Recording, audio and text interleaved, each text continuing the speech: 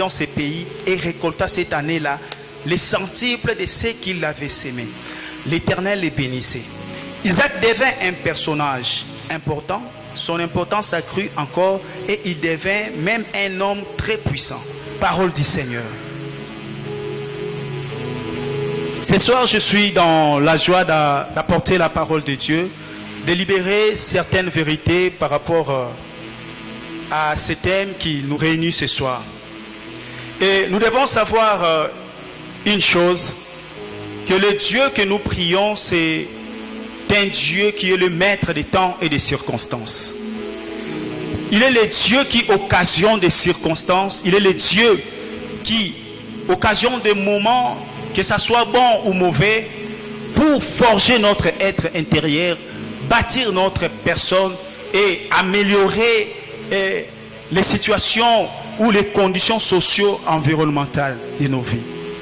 Je suis motivé par le fait que Dieu, au travers de ce thème, au travers de cette semaine de prospérité, que Dieu est en train de forger un homme pour lui donner un nom. Et Dieu est en train de forger un homme pour lui donner une histoire. Parce que vous allez comprendre dans ces passages de Genèse que Isaac qui descend à Guérard, ce n'est pas un Isaac qui est misérable. C'est un Isaac qui a les richesses de son père.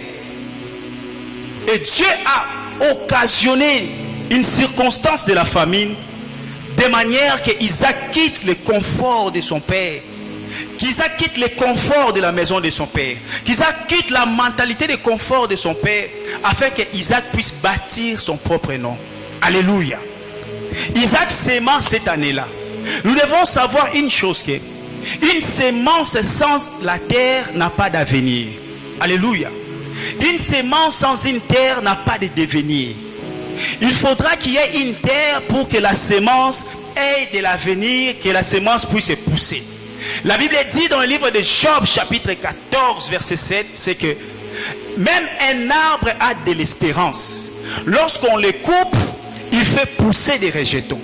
Cette espérance ici, ce n'est pas l'apanage ou la spécificité seulement d'un arbre, mais aussi c'est l'apanage des hommes ou des animaux. La Bible dit dans Romains, quelque part, Romains chapitre 8, verset 19, que la nature ou la création attend avec un ardent désir la révélation des fils de l'homme. Alléluia, la révélation des fils de Dieu. Alléluia. Donc même la création en elle a cette espérance, la création attend avec un ardent désir, avec soif que le Fils de Dieu puisse se révéler.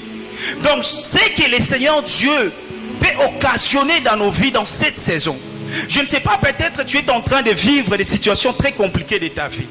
Peut-être tu es en train de vivre des crises, des moments difficiles, des moments vraiment compliqués. Peut-être ta vie devient maussade à cause des réalités que tu es en train de vivre. Mais j'aimerais rassurer quelqu'un ce soir que si Isaac a vécu la tristesse de la mort de son père, cette condition de la tristesse n'était pas la finalité d'Isaac. Dieu s'est chargé pour changer la situation d'Isaac de manière que Isaac oublie la mort de son père. Vous allez comprendre une chose, que lorsque Isaac ou Abraham a épousé une femme pour Isaac, la Bible dit Isaac se consola de la mort de sa mère. Je voudrais vous dire une chose, bien-aimés dans le Seigneur. Les choses que Dieu occasionne dans nos vies, c'est pour bâtir une histoire avec nous. C'est pour écrire une histoire avec nous, bien-aimés dans le Seigneur. Il y a certaines choses qui nous arrivent. Des fois, nous nous disons, voilà, Dieu ne me voit pas, Dieu ne me connaît pas, Dieu me rejette, Dieu ne connaît pas mon nom. Bien-aimé, laisse-moi te dire une chose. De la même manière que Dieu connaît ton problème, c'est de la même manière que Dieu connaît la transformation de ta vie. Alléluia. Le Dieu que nous prions, c'est un Dieu qui a des machines de transformation. C'est un Dieu qui est le gérant des industries de transformation des matières premières. Alléluia. C'est un Dieu qui est le gérant ou les DG des industries qui transforment les identités des gens. C'est les DG qui gèrent les usines qui savent fabriquer ou la personnalité des gens. Alléluia. Isaac s'aima cette année-là et Isaac devint. Mais j'ai un problème avec Isaac ce soir. L'Isaac que nous sommes en train de parler en ces lieux, ce n'est pas un misérable.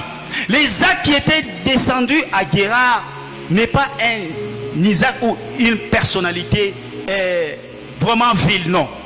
Vous allez comprendre que dans Genèse chapitre 25 verset 5, la Bible dit ceci: Abraham a légué tous ses biens à Isaac. Alléluia. Est-ce qu'on peut m'aider avec de l'eau s'il vous plaît? Abraham a légué son héritage à Isaac. Donc, si vous lisez bien cette pensée, vous allez voir que Isaac était un prince riche. Veuillez m'excuser.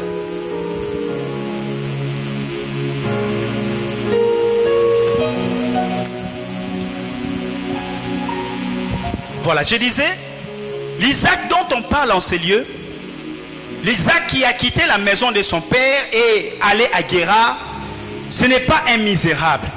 C'est quelqu'un qui a hérité des biens de son père. Dans Genèse chapitre 25 verset 5, la Bible dit: Abraham a laissé tous ses biens à Isaac. Dans Genèse chapitre 13, on vous dira qu'Abraham était très riche en or, en argent et en troupeaux. Alléluia. Mais là, essayons un peu d'évaluer la richesse qu'Isaac avait avant de descendre à Guérard. Dans le marché d'investissement des minéraux, et on nous dit ceci, puisque c'est l'investissement des minéraux se passe dans des bourses. Il y a la bourse de Londres et la bourse de New York qui fixent les prix des métaux. Et la bourse de Paris fixe les prix des métaux en fonction donc de jours ouvrables. Et selon la bourse de Londres et la bourse de New York, 1 kilogramme d'or équivaut à 60 440 euros. Alléluia. 1 kilo d'or, c'est à 60 440 euros. Et la bourse de Paris, quant à elle, fixe le prix d'un kilo d'or en raison des lingots d'or. On dit 1 kilo d'or équivaut à 55 670 euros. Et là, c'est la publication d'hier, donc le 13 septembre 2022.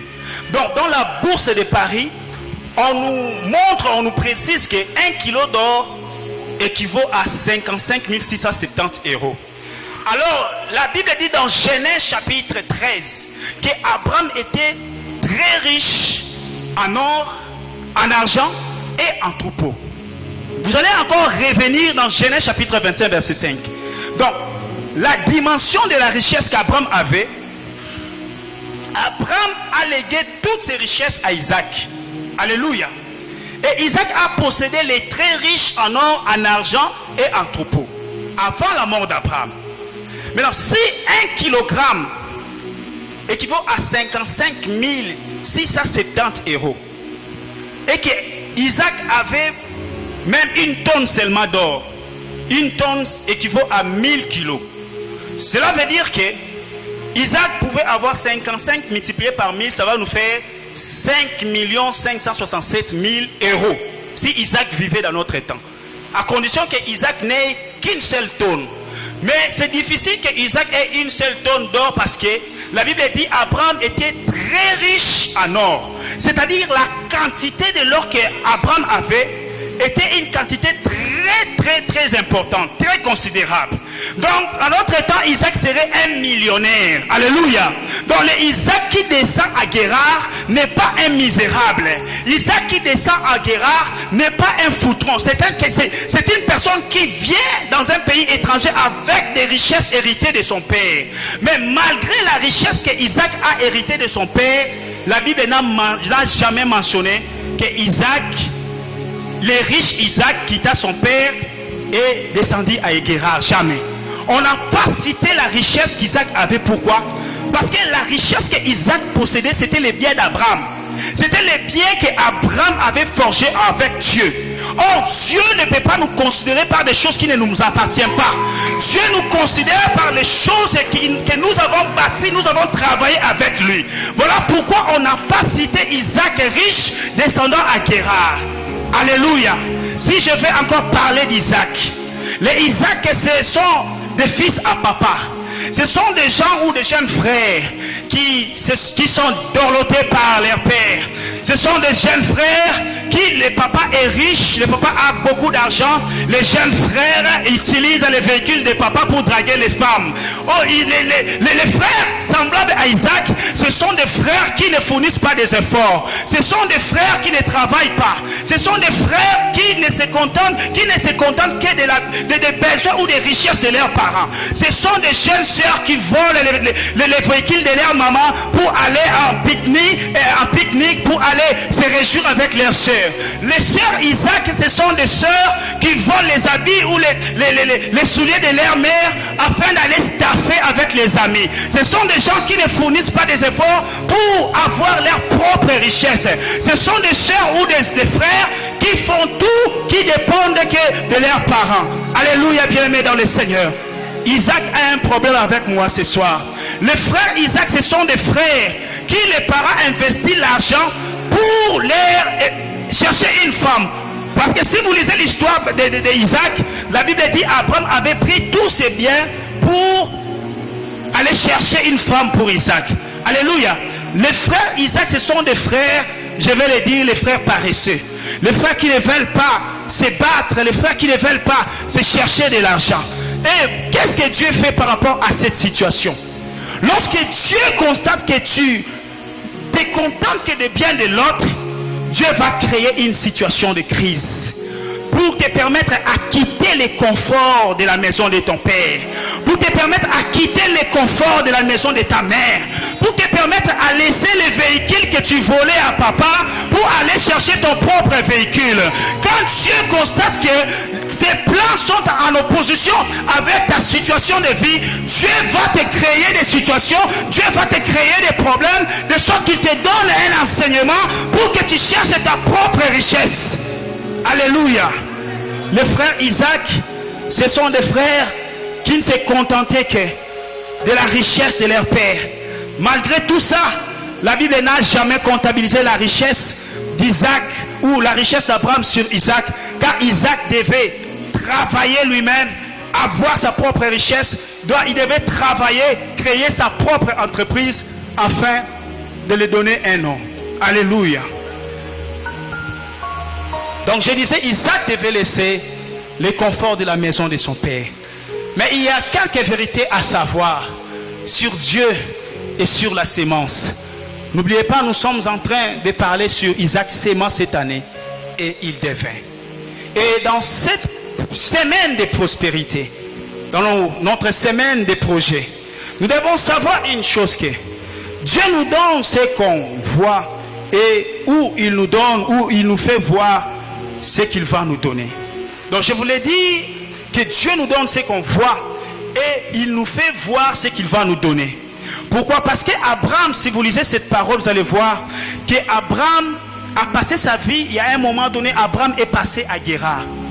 Abraham a reçu la promesse que Dieu devrait lui donner ce territoire de Guérar.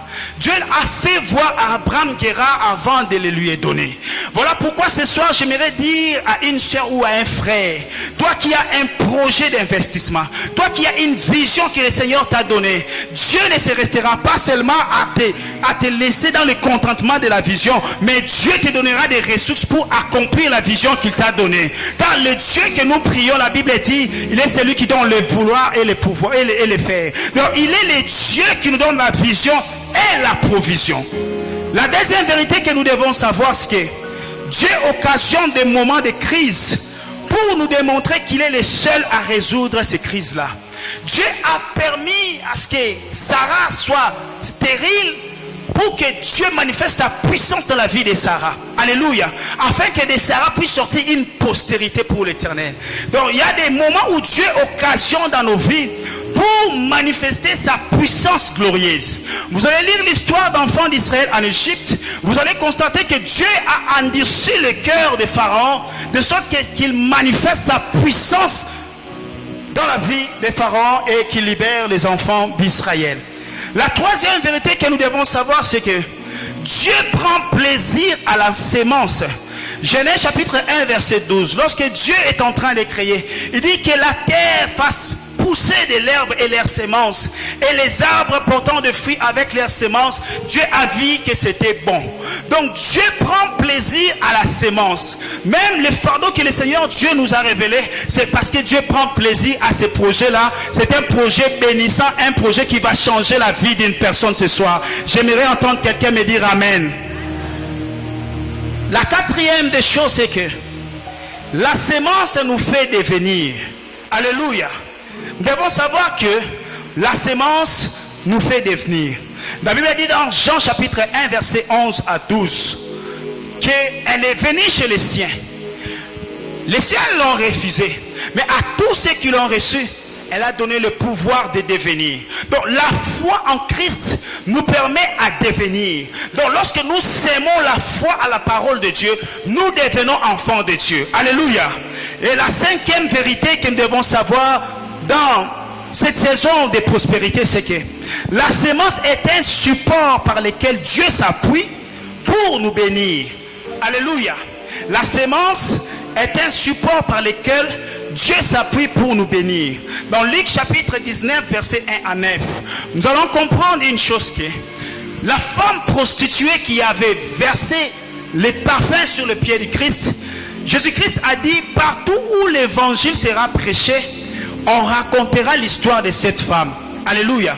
Donc voilà, je vous l'ai dit, on racontera l'histoire de cette femme. Pourquoi? Parce que la sémence nous procure la renommée, selon Matthieu chapitre 26 verset 6 à 13. Et dans Luc chapitre 19 verset 1 à 9, c'est que la sémence c'est un support par lequel Dieu s'appuie, je vous l'ai dit. Donc la soif que Zachée avait manifestée vis-à-vis du Christ, ou la soif que Zachée avait manifestée pour voir le Christ, l'a permis à recevoir les saluts qui accompagnaient le Christ. Donc lorsque nous manifestons une soif dans la parole de Dieu, une soif dans les choses de Dieu, la soif de servir Dieu, la soif de craindre Dieu, la soif de marcher avec Dieu, Dieu s'appuie sur cette soif-là pour bâtir notre vie et nous donner une destinée glorieuse. J'attends quelqu'un me dire Amen. La septième des choses que nous devons savoir, que la sémence assure la survie.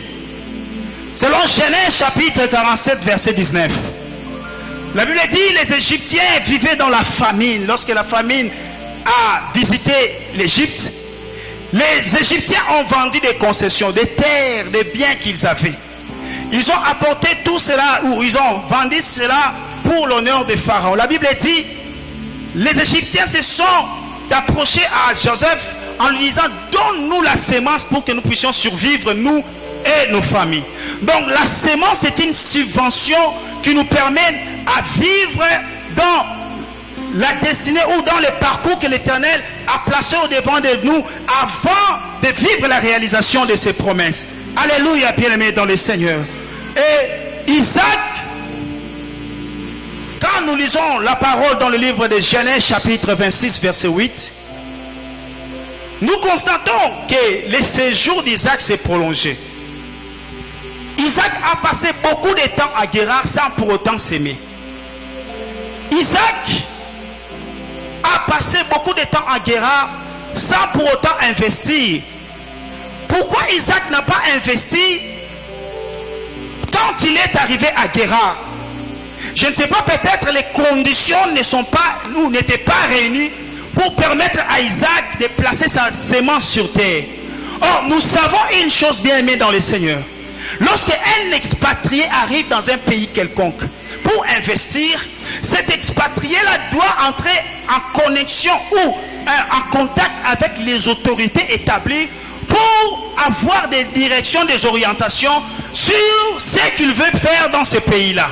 C'est ainsi que l'expatrié aura à répondre à certaines formalités du pays. Isaac, pour servir ou pour s'aimer, il te faut peut-être d'avoir une concession, une terre, des hectares pour t'aider à implanter ton industrie agricole. Isaac, il faut exploiter la terre de Guérar. Isaac, il te faut des enchaînes, des ressources logistiques ou humaines pour te permettre à bien travailler sur la terre de Guérar. Isaac, il te faut avoir la sémence à poser pour que cette sémence-là puisse être les bénéfices non seulement d'Isaac, mais aussi des peuples qui entouraient, qui vivaient dans Guérard. Parce que lorsque un investisseur vient investir dans un pays, l'investissement de l'investisseur profite à la population qui est dans le pays. Alléluia. Donc la sémence qu'Isaac gardait en lui, c'était une subvention non seulement pour lui, mais pour la population qui vivait dans cette contrée-là. Mais Isaac avait besoin d'une clé pour accéder à l'implantation de son industrie agricole. Alléluia.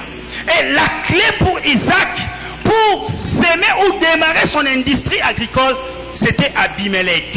Alléluia. Je vais lire dans les passages 8, la Bible dit ceci.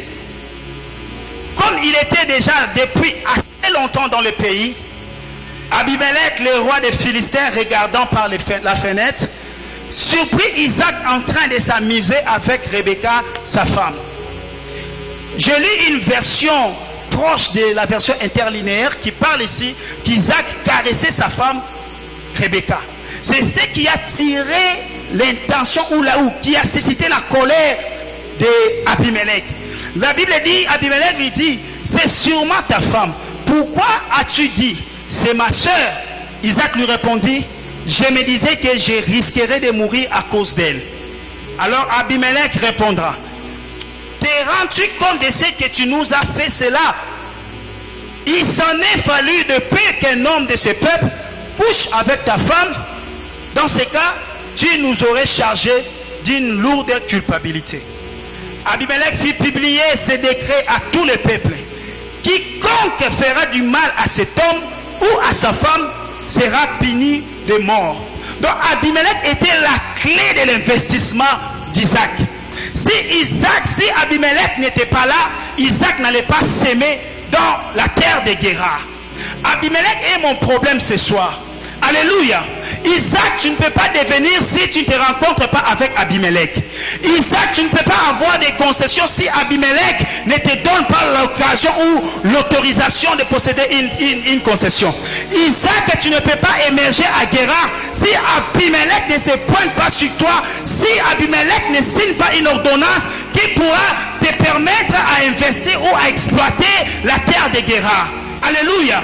Abimelech était la clé importante pour Isaac pour implanter son entreprise agricole.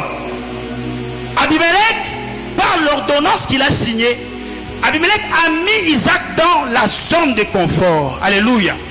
Abimelech a mis Isaac dans des conditions confortables, lui permettant à investir. Nous devons savoir une chose, que Abimelech, son nom veut dire le père des rois. Alléluia. Abimelech, son nom veut dire le père de roi. Abimelech, c'est une autorité politique par laquelle tout étranger doit passer pour s'enregistrer ou pour s'identifier réellement si il va habiter dans ce pays où il sera dans ce séjour pendant quelque temps. Abimelech, c'est une autorité spirituelle. Parce que les titres d'Abimelech, c'est comme les titres de Pharaon. En Égypte, les rois qui dirigeaient en Égypte, ils portaient les titres de Pharaon. C'est ainsi qu'Abimelech aussi, c'était une dynastie des rois qui portaient le même nom d'Abimelech. Ce sont des autorités spirituelles qui veillaient sur la contrée, la terre de Guérard. C'était des gens qui avaient le pouvoir, la domination sur la terre de Guérard. Et Abimelech, c'était le chef des terres. Alléluia. C'est comme ça que Isaac, quand il est entré à Guérard, la Bible dit Isaac s'est allé vers Abimelech. Alléluia. Les Abimelech sont des gens que l'on doit passer obligatoirement par eux pour pouvoir réussir dans un domaine quelconque de la vie. Partout, tu ne tiendras pas ces micros si Abimelech ne te donne pas la décision ou ne te donne pas l'autorisation de tenir le micro. Partout, tu ne te marieras pas si Abimelech ne prend pas la décision de te donner le mariage. Voilà pourquoi, du haut de cet hôtel, je m'appuie sur l'alliance de mon Père. Je prie et je demande à Dieu de susciter les Abimelech dans ta vie. Des gens par qui tu devrais passer obligatoirement pour réussir dans une saison quelconque de ta vie. Je prie que Dieu suscite des Abimelech, des gens qui vont te favoriser pour te donner des ressources matérielles, te donner des ressources humaines. Ce soir, je m'appuie sur l'alliance de mon Père pour demander à Dieu de mettre devant toi des hommes providentiels, des hommes qui vont te faire entrer destinée glorieuse. J'entends quelqu'un me dire amen. Les Abimelech sont des contacts importants qui peuvent parler de nous dans des grandes instances de décision. Les Abimelech sont des gens qui portent nos noms dans des grandes réunions où les grandes décisions se prennent. Voilà pourquoi du haut de cet hôtel, je prie et je demande à Dieu que Dieu apporte ton nom au travers d'un Abimelech, de sorte qu'on te connaisse dans une affaire glorieuse. Oh bien-aimé dans le Seigneur, si pour arrêter la propagation du coronavirus, on passe par des contacts, il est possible que Dieu il passe par les contacts de tes contacts pour te donner un contact qui va t'amener dans des contacts qui te mèneront dans des situations glorieuses. Ce soir, je prie à Dieu, je demande à Dieu d'activer les contacts de ton téléphone, que tu reçoives des appels fructueux, que tu reçoives des contacts fructueux. Oh bien-aimé dans le Seigneur, lorsque nous lisons la parole de Dieu, nous comprenons une chose, que Dieu a placé deux contacts dans la Bible. Le premier contact, c'est le Saint-Esprit. La Bible dit, il intercède pour nous par des soupirs inexprimables. Le deuxième contact que Dieu a placé dans la Bible, c'est Jésus. La Bible dit ceci, il est à la droite du Père, il intercède pour nous. Oh bien-aimé dans le Seigneur, lorsque tu as des problèmes, lorsque tu as des difficultés de la vie, les deux contacts se pointent devant le Père. Papa, mariage. Papa, bénédiction. Papa, réussite. Papa, élévation. Lorsque tu as un problème de fécondité, Jésus et le Saint-Esprit se pointent devant le Père pour dire au Père, ton enfant a besoin de fécondité, ton enfant a besoin de fécondité, ton enfant a besoin de finances, ton enfant a besoin de prospérité. Lorsque, bien aimé dans le Seigneur, tu as un problème de travail, lorsque tu as un problème d'argent, Dieu s'élève, bien aimé, au travers de ses contacts. Il s'intercède pour toi, il présente à Dieu, il dit, papa, voilà ton fils, papa, voilà ta fille, elle a besoin d'argent, elle a besoin de véhicule, papa, véhicule, papa, élévation, papa, victoire, papa, succès, papa, bénédiction. Les deux contacts présentent des problèmes devant la face de Dieu. Les deux contacts présentent des faiblesses devant la face de Dieu. Lorsque tu trébuches dans ta vie chrétienne, les deux contacts disent à Dieu, oh papa, miséricorde, papa, rémission, papa, miséricorde, papa, pitié. Alors que papa voulait te frapper, papa regarde les deux contacts, papa écoute mieux la voix des deux contacts. Papa dit non, je ne les frapperai pas. À cause de ces deux contacts, je ne les frapperai pas, je les ferai grâce. Voilà pourquoi ce soir, du haut de cet hôtel, je prie et je demande à Dieu que Jésus et le Saint-Esprit intercèdent pour ton problème ce soir. La Bible dit, il intercède par les soupirs inexprimables. Oh bien-aimé dans le Seigneur, je prie que Dieu ouvre une saison de gloire, une saison de prospérité, une saison de bénédiction, une saison de choix, une saison de succès, une saison d'élévation, une saison de procréation, une saison de richesse pour ta vie, au nom suprême de Jésus-Christ. Les Abimelech, ce sont des gens qui nous donnent des ressources financières et matérielles. Alléluia. Les Abimelech, ce sont des pourvoyeurs de ressources financières et matérielles. Alors que tu es séché, tu te dis, je suis dans un pays étranger, je suis dans une ville étrangère, je ne sais quoi faire dans cette situation.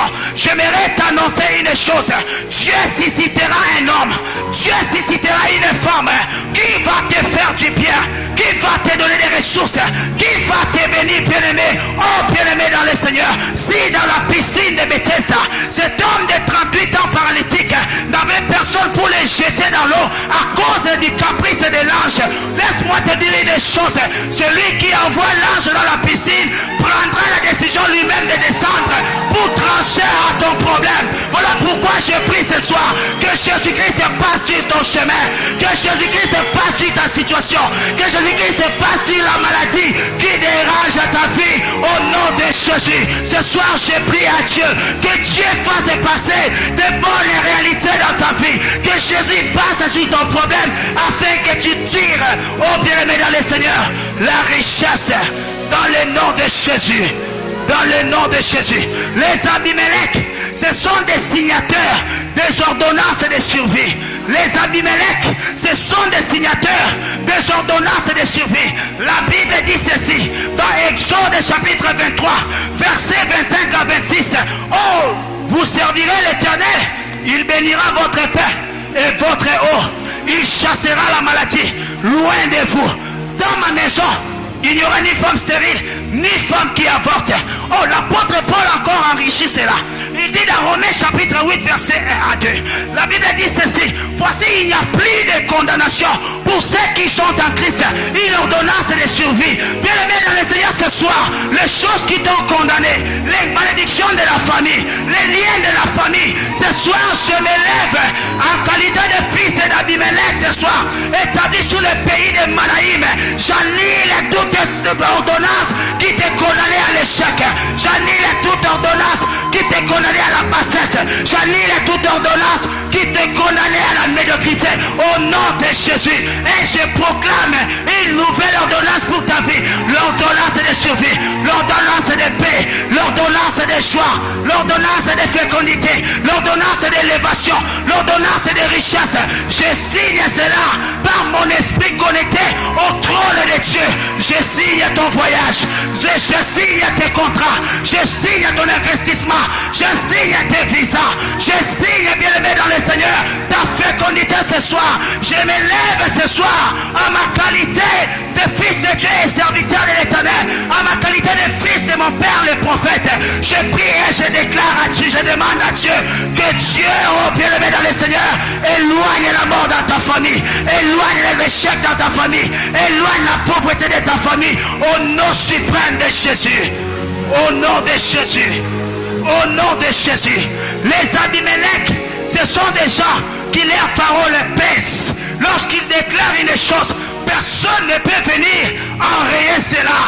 La Bible dit, ce qui est écrit est déjà écrit. Personne ne peut abolir ce que l'Éternel a décidé sur ta vie. Voilà pourquoi ce soir, je prie et je demande à Dieu que les promesses qu'il t'a annoncées, que ces promesses-là portent chair au nom de Jésus. Je disais que ces promesses-là puissent porter chair dans le nom de Jésus. Je prie et je demande à Dieu que Dieu accomplisse ses promesses dans ta vie. Je prie et je demande à Dieu les promesses de bénédiction, les promesses d'élévation, les promesses de succès, les promesses d'abondance, que cela puisse s'accomplir dans ta vie, dans le nom suprême de Jésus.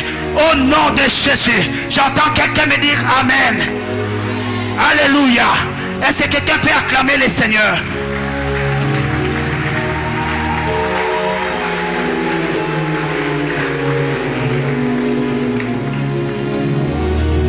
Il y a deux types de semences, bien-aimés. Deux types de semences vitales que Isaac doit avoir pour s'aimer à Guérard. Alléluia. J'ai relevé deux types de semences qu'un chrétien doit avoir pour s'aimer dans le pays de l'attente de sa destinée. La première semence, c'est la foi. Alléluia. Nous devons savoir une chose. Dans ce contexte, je prends Guérard comme étant une église.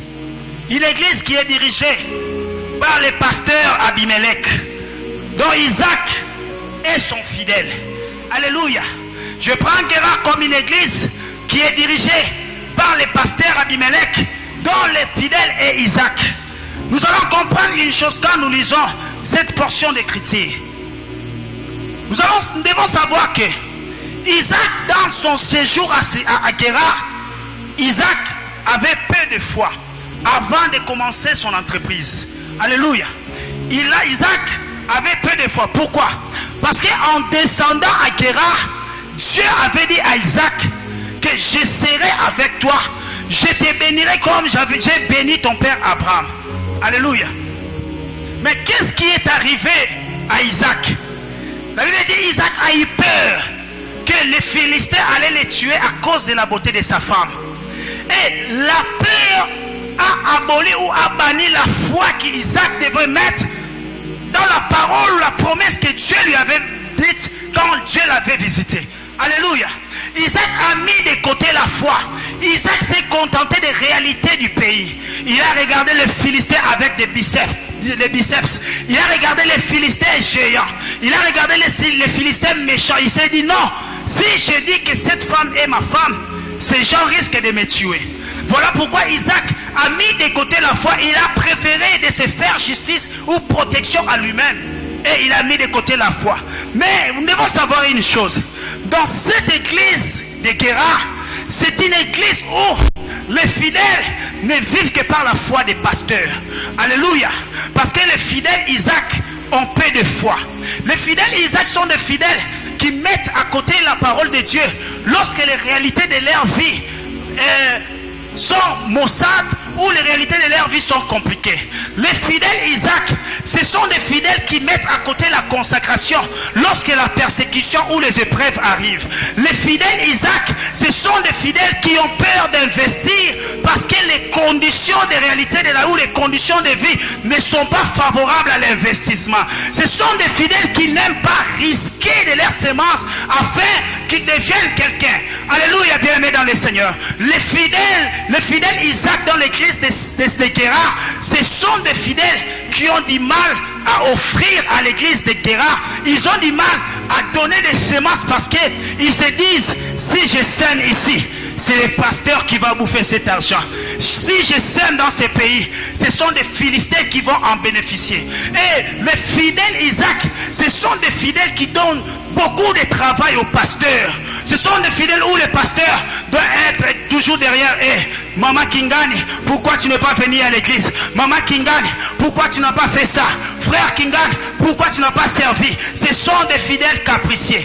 Dans l'église de Guérard, nous voyons que les fidèles Isaac, ce sont des fidèles qui mettent à côté la parole de Dieu et mettent au devant, dans le premier plan, les risques ou les réalités de leur vie. Alléluia. Et dans l'église de Guérard, les pasteurs Isaac, ce sont les pasteurs Abimelech, ce sont des pasteurs qui travaillent d'arrache-pied. Alléluia. Ce sont des pasteurs qui donnent de leur énergie, de leur temps, de leur motivation pour arranger des choses dans cette église. Mais les fidèles Isaac, ce sont des fidèles qui mettent des crocs en chambre au pasteur. Ils critiquent les pasteurs Abimelech, ils critiquent sa famille, ils critiquent sa maison. Ce sont des fidèles qui donnent beaucoup de travail au pasteur. Pourquoi? Ils veulent que les pasteurs aillent vers eux. Si vous lisez cette parole, vous allez voir que ce n'est pas Isaac qui est allé demander l'ordonnance de survie à Abimelech. C'est Abimelech, quand il a constaté les problèmes d'Isaac, Abimelech a directement signé une ordonnance qui a permis à Isaac de vivre. Alléluia, bien-aimé. Donc dans l'église de Guérard, les pasteurs Abimelech, ce sont des pasteurs de bonne foi, des pasteurs qui ont des grands cœurs, des pasteurs qui supportent les caprices des fidèles Isaac. Ce sont des pasteurs, même quand il n'a pas à manger chez lui, mais il vient à l'église, il trouve un problème et il décante ce problème-là sans pour autant annoncer à sa famille, voilà, j'avais cet argent, j'ai donné à un frère X à l'église, j'ai soutenu ses frères. Alléluia, bien-aimé dans le Seigneur. La foi est une sémence de vitale, une sémence de survie. Bien-aimés dans le Seigneur, si nous voulons vivre la manifestation de la puissance de Dieu dans nos entreprises, bien-aimés, nous devons croire que Dieu est capable de nous donner un résultat probant, un résultat escompté, quelle que soit la dureté du sol dans lequel nous voulons placer notre sémence, quelle que soit l'avidité, quelle que soit la sécheresse de la terre dans laquelle nous voulons s'aimer. Si nous avons la foi au-dedans de nous, Dieu est celui qui améliore les conditions du milieu pour permettre à ce que ses enfants puissent devenir au travers de leurs semences. J'entends quelqu'un me dire amen. Alléluia. Dans l'église de Guérard, les fidèles Isaac, ce sont des fidèles qui donnent beaucoup de travail aux pasteurs. Ce sont des fidèles têtus, ce sont des fidèles compliqués dans l'église de Guérard. Mais la motivation des pasteurs Abimelech leur permet de tenir, de résister face aux caprices des fidèles Isaac. Bien-aimé, la foi est une substance dans laquelle tout chrétien doit tirer une survie ou une vie. Alléluia. Personne ou aucun homme dans la Bible qui a marché avec Dieu sans la foi.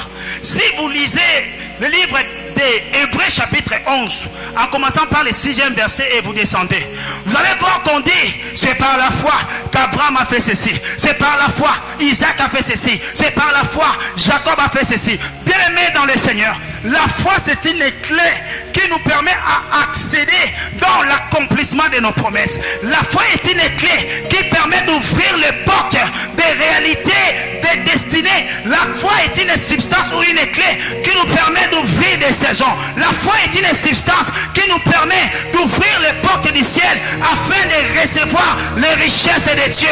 La foi, bien aimée dans le Seigneur, est la main invisible de l'homme qui accède dans les poches de Dieu pour tirer, oh bien aimé, l'exaucement de ses prières. La foi est une main invisible, je disais, qui entre dans la poche de Dieu pour tirer l'exaucement de ses prières. La foi, bien aimée dans le Seigneur, est une parole que Dieu entend très bien pour exaucer à tes besoins. La foi, bien aimée dans le Seigneur, est une parole que les oreilles de Dieu veulent entendre pour te donner la solution à tes problèmes. Oh, bien aimé dans le Seigneur, lorsque nous lisons les livres des Hébreux, chapitre 11, verset 1, dans la version King James, version anglaise, la Bible dit ceci: Now, de fait, en français, maintenant la foi. Maintenant la foi. J'aimerais dire à quelqu'un, si hier tu étais pauvre, maintenant je te déclare riche. Si hier tu n'avais pas de ressources, maintenant je te déclare reçois les ressources. Si hier tu manquais, tu vivais dans les 17, je te déclare maintenant. Je disais maintenant. Je disais maintenant. Je disais maintenant. Pas hier, mais maintenant. Pas demain, mais maintenant. Maintenant la guérison. Maintenant les succès. Maintenant la réussite. Maintenant la prospérité. Maintenant l'abondance. Maintenant la vie. Maintenant la gloire. Maintenant l'investissement. Maintenant la richesse. Maintenant les devenirs. Maintenant l'élévation. Maintenant l'activation de nouvelles saisons dans nos vies. Au travers de la foi, je déclare ce soir que tout ce qui accablait ta vie maintenant soit libéré. Toi qui vivais des oppressions, toi qui vivais des complications, je te déclare maintenant, sois affranchi. Car la Bible dit, si le Fils vous affranchit, vous serez réellement libre. Au nom de Jésus-Christ, ce soir je te déclare, maintenant sois libéré, maintenant sois guéri, maintenant sois célébré, maintenant au nom de Jésus. Dans le nom de Jésus. La deuxième sémence vitale qu'un chrétien doit avoir, c'est la parole. Je veux que quelqu'un dise avec moi la parole. La Bible dit ceci dans le livre de Matthieu, chapitre 12, verset 36 à 37. La Bible dit, c'est par tes paroles que tu seras justifié et que par tes paroles tu seras condamné. Alléluia. Donc il y a une vérité importante que nous devons savoir sur ce point de la parole. La sémence de la parole, c'est une sémence à deux sens. Le premier sens de cette sémence, c'est que l'homme sème la sémence de la parole tout autour de lui. Il y a des paroles que nous tenons vis-à-vis de nos contemporains. Ça constitue un blocage pour notre destinée, un blocage pour notre devenir. Alléluia. Il y a des paroles que nous libérons en l'air, des vaines paroles blessantes que nous libérons tout autour des gens qui nous entourent. Ces paroles-là peuvent avoir peuvent avoir la conséquence du blocage de notre destinée. Alléluia. Les paroles que nous libérons sur nos vies à nous-mêmes, voire même certains parents qui déclarent des paroles méchantes vis-à-vis de leurs enfants. Il y a des parents sous la colère. Ils disent à leurs enfants, toi, tu vas souffrir. Regarde-toi comment est-ce que tu es. Regarde ta tête. Il y a des paroles que nous libérons tout autour aux gens qui nous entourent. Ces paroles-là ont de l'importance. Ces paroles-là ont des retombées sur la vie de ceux qui reçoivent cela est notre propre vie. Le deuxième sens de la sémence, c'est que Dieu sème la parole dans la vie de son peuple. Alléluia.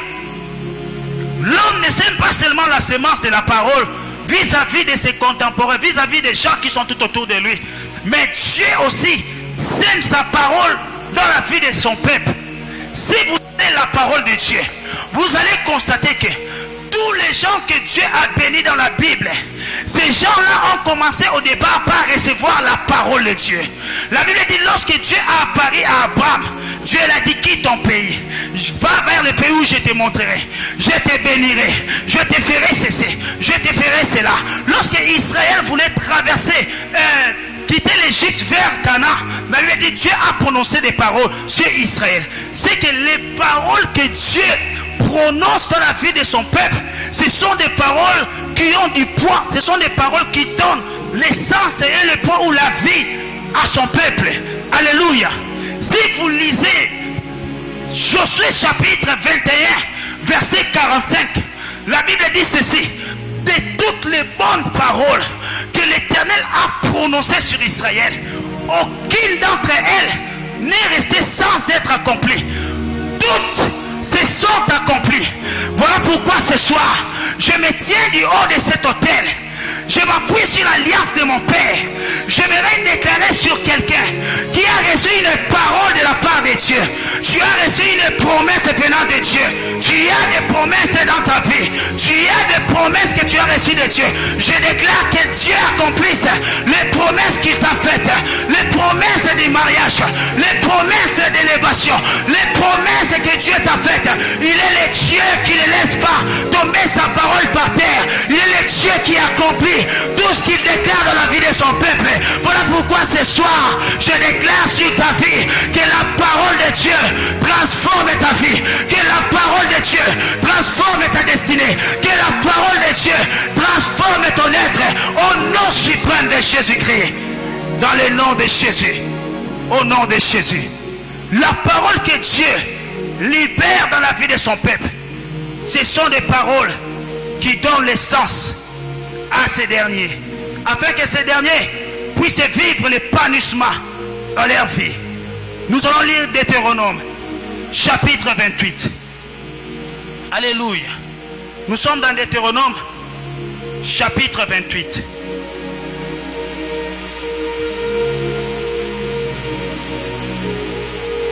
La Bible dit ceci: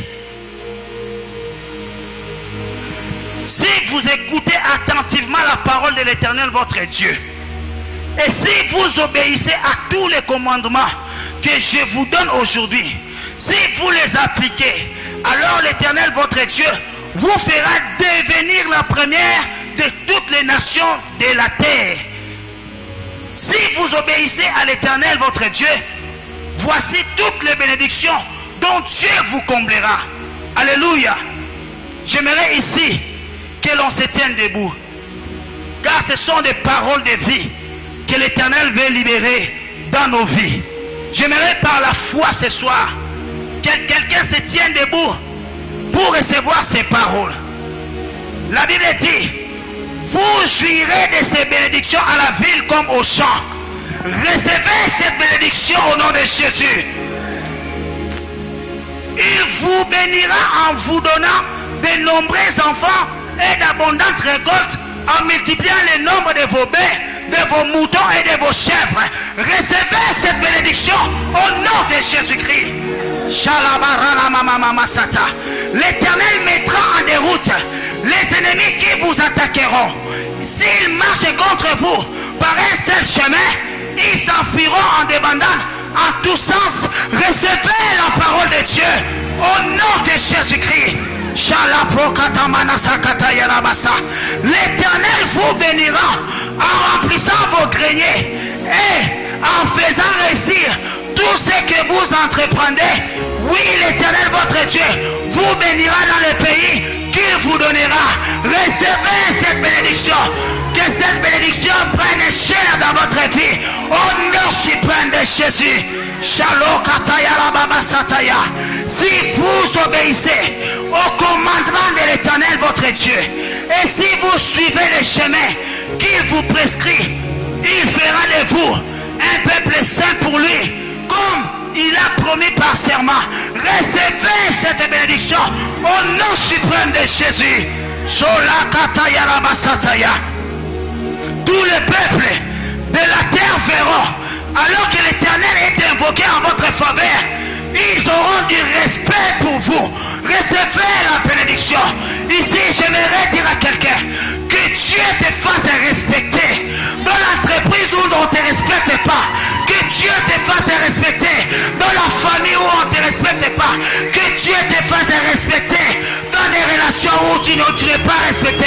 Au nom suprême de Jésus, l'Éternel vous comblera des biens dans le pays qu'il a promis par serment à vos ancêtres de vous donner. Il vous accordera les nombreux enfants, multipliera vos troupeaux et vous donnera des récoltes abondantes. Recevez cette bénédiction au nom suprême de Jésus. Que Dieu t'amène dans la saison d'abondance. Que Dieu amène ton entreprise dans la saison de croissance. Que Dieu amène ton travail dans la saison d'expansion. Que Dieu amène tes études dans la saison de réussite. Au nom suprême de Jésus. L'Éternel ouvrira pour vous son bon trésor céleste. Oh my God. Pour donner en temps voulu la pluie nécessaire aux terres, mais pour bénir tout travail que vous accomplirez. Recevez cette parole. Je vais dire à Isaac en ce lieu, toi qui la terre est sèche, je vais te dire une chose. Si le ciel n'arrive pas à te donner la pluie pour arroser ta terre, Dieu est capable de susciter les eaux d'en bas pour arroser ton champ. Je verrai que Dieu suscite des hommes bénisseurs sur ton entourage afin qu'ils te fassent du bien. Recevez ces paroles au nom de Jésus. L'Éternel vous fera tenir les premiers rangs parmi les peuples, jamais les derniers. Vous occuperez toujours la position la plus haute et non une position inférieure, à condition que vous écoutiez les commandements de l'Éternel. Recevez cette parole. Oh, j'aimerais que Dieu te fasse la tête. J'aimerais que Dieu te mène dans la dimension de la primauté. Oh, là où tu as échoué hier, là où tu as régressé hier, je prie que Dieu ce soir t'amène à l'excellence et à la réussite au nom de Jésus. Shokata yarababa sata. Yele bebe shandara baba sote de besha. Ola kata yarababa sote de mesa. Sans vous écarter ni dans un sens ni dans l'autre de tout ce que je vous donne aujourd'hui pour vous attacher à d'autres dieux et les rendre un culte. Bien-aimés dans le Seigneur, ce soir je prie Dieu, que Dieu bénisse un homme ce soir, un homme qui était venu avec un projet d'investissement, un homme qui était venu ce soir avec un projet d'investissement, un homme qui avait manqué de ressources financières. Tu manquais, tu ne savais pas où tu vas trouver les finances, où tu vas trouver les richesses.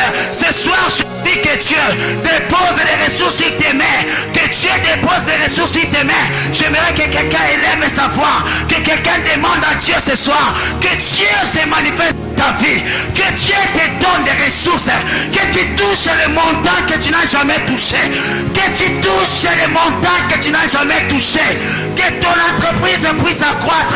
Élevez les voix, bien-aimés, priez les Seigneur. Sola katana mamasha. Yele bebe shandara la baba sata. Lora la baba sokata yala baba she. Ipala kata yala baba sute